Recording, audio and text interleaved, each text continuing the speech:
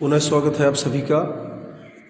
तो बच्चों, इस वीडियो में दो छोटे छोटे स्ट्रक्चर्स के टॉपिक जो परीक्षा की दृष्टि से महत्वपूर्ण है, साथ ही कन्वर्सेशन में भी हमारे काम आते हैं।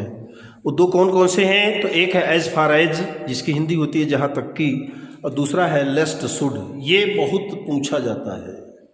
लेस्ट शुड, ऐसा ना हो कि, जिससे कि ना, ऐसा ना हो कहीं, ठीक है ना। लेस्ट पहले आएगा और इसके बाद शुड आता है। भले ही वो ऐसा सब्जेक्ट हो कि आपके दो वाक्य जो जुड़ने को आएंगे उसमें किसका शैल का प्रयोग हो, विल का प्रयोग क्यों ना हो। शैल का तो ठीक है, विल का प्रयोग क्यों ना हो, लेकिन उसको शुड में आपको चेंज करना पड़ेगा। यहाँ पर उड नहीं आएगा आपका। बताऊंगा मैं उदाहरण के माध्यम से। पहले इसको देखते हैं। Use for as, use of as far as, जहाँ तक कि। इसमें क्या होता है, बहुत सिंपल है। दो वाक्य दिए रहेंगे, पहले आप स्टार्ट करेंगे एज फार एज से, फिर पहला सेंटेंस लिखेंगे, कॉमा करके दूसरा सेंटेंस लिख देंगे, बस हो गया। कॉमा जरूर इसमें करेंगे। जैसे उदाहरण देखिए, पहला एग्जाम्पल आपका है आई नो, मैं जानता हूँ, he is a good boy, वह एक अच्छा लड़का है। अब इसको एज फार एज से जोड़ना है, जहाँ तक कि मैं जानता हूँ he is a good boy. तो as far as I know, यहाँ कॉमा करेंगे, he is a good boy, ठीक है। दूसरा देखिए, आई नो, मैं जानता हूँ, सी इज मैरिड, वह विवाहित है। As far as I know, comma करेंगे, सी इज मैरिड, काम खत्म। आई एम कंसर्न, मैं संबंधित हूँ। आई हैव नो ऑब्जेक्शन, मुझे कोई आपत्ति नहीं है। तो as far as I am concern, जहाँ तक कि मेरा सवाल है, कंसर्न यानी सवाल, जहाँ तक कि मेरा संबंध है, जहाँ तक मेरा सवाल है, I have no objection. Particular कोई सब्जेक्ट रहा होगा, मैटर रहा होगा, जहाँ तक कि मेरा सवाल है, ये मुझसे संबंधित है, मुझे इसमें किसी प्रकार की कोई आपत्ति नहीं है। ऑब्जेक्शन मीन्स आपत्ति। तो as far as I am concerned, comma, I have no objection. Number fourth, as far as, ये चौथा और पांचवा, ये दो वाक्यों को मैंने मिला करके यहाँ पर लिखा है। तीन वाक्य आपको समझाने के लिए, चौथा और पांचवा भी आप समझ सकते हैं। एज फार एज पॉसिबल, जहाँ तक कि संभव हो, यू विल स्टॉप, तुम रुकोगे, ठीक। As far as my family is concern, जहाँ तक मेरे परिवार का सवाल है, I have 4 brothers and 2 sisters. किसी ने पूछा होगा कि आपके परिवार में कितने भाई बहन क्या हैं, तो उन्होंने कहा कि as far as my family is concern, जहाँ तक मेरे परिवार का प्रश्न है, मेरे 4 भाई और 2 बहन हैं। तो ये तो बहुत ही छोटा और बहुत ही इजी वे पर समझ में आने वाला टॉपिक आपका है एज फार एज, जहाँ तक कि। पहले एज फार एज से प्रारंभ करिए, फर्स्ट सेंटेंस रख दीजिए, जोड़ दीजिए उसके साथ में एज फार एज के साथ, और फिर कॉमा करके दूसरा सेंटेंस लिख दीजिए। I know he is a good boy, तो as far as I know, comma, he is a good boy. I know she is married, as far as I know, comma, she is married. तीसरा, I am concern, दूसरा उसी में वाक्य, I have no objection, तो as far as I am concern, comma, I have no objection. As far as, चौथा और पांचवा एक साथ जुड़े हुए वाक्य हैं।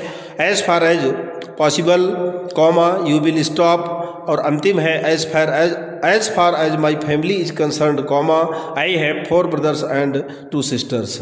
इसके बाद एक छोटा सा कंसेप्ट लेस्ट शुड वाला भी आता है बनाने के लिए, दो वाक्यों को जोड़ने के लिए, जिसका अर्थ होता है जिससे कि ना, या ऐसा ना हो कहीं, ऐसा ना हो कि कहीं। अब देखिए इसमें होता क्या है, पहले सेंटेंस में कार्य की चर्चा होती है और दूसरे में उसका उद्देश्य रहता है। तो बनाएंगे कैसे?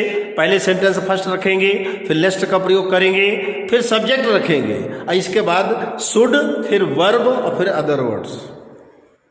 ये आपका स्ट्रक्चर है। सेंटेंस नंबर 1, इसके बाद लेस्ट जुड़ेगा, फिर सब्जेक्ट यानी कर्ता आएगा, इसके बाद शुड का प्रयोग करेंगे, और शुड के प्रयोग के बाद में वर्ब आएगी, वर्ब के बाद अदर वर्ड से अगर कोई बचते हैं तो उनको हम रखेंगे। जैसे देखिए 2 वाक्य लिखा हूं मैं। फर्स्ट वाक्य, केयरफुली, सावधानी पूर्वक देखभाल कर चलो, यू विल फॉल, तुम गिर पड़ोगे। वाक्य केयरफुली, सावधानी पूर्वक चलिए, देख कर चलिए, यू विल फॉल, नहीं तो गिर पड़ोगे। तो इसको लेस्ट शुड से जोड़ना है। तो वाक्य केयरफुली, इसमें तो चर्चा हुई कि आप सावधानी पूर्वक चलें, फिर लेस्ट जोड़ेंगे, लेस्ट के बाद सब्जेक्ट यू है तो यू आएगा, इसके बाद शुड का प्रयोग तो शुड आ जाएगा। अब देखो जैसे मैं बताया था कि वॉक केयरफुली ये लिखा है, फिर यू के साथ विल का प्रयोग होता है फॉल, लेकिन जब आप इसको संयोजन करके बनाएंगे तो वॉक केयरफुली लेस्ट यू के साथ शुड का प्रयोग होगा। अब यहाँ पर वुड का प्रयोग नहीं करेंगे, विल का वुड ऐसा नहीं करेंगे आप, क्योंकि स्ट्रक्चर हमारा लेस्ट और शुड वाला है, इसलिए वुड का यहाँ पर कोई स्थान नहीं है। तो walk carefully you will fall, तो walk carefully lest you should fall. दूसरा है वर्क हार्ड, कठिन परिश्रम करो, कार्य की चर्चा, यू विल फेल, तुम फेल हो जाओगे। तो वर्क हार्ड, कठिन परिश्रम करो, लेस्ट यू शुड फेल, ऐसा ना हो कि कहीं तुम फेल हो जाओ।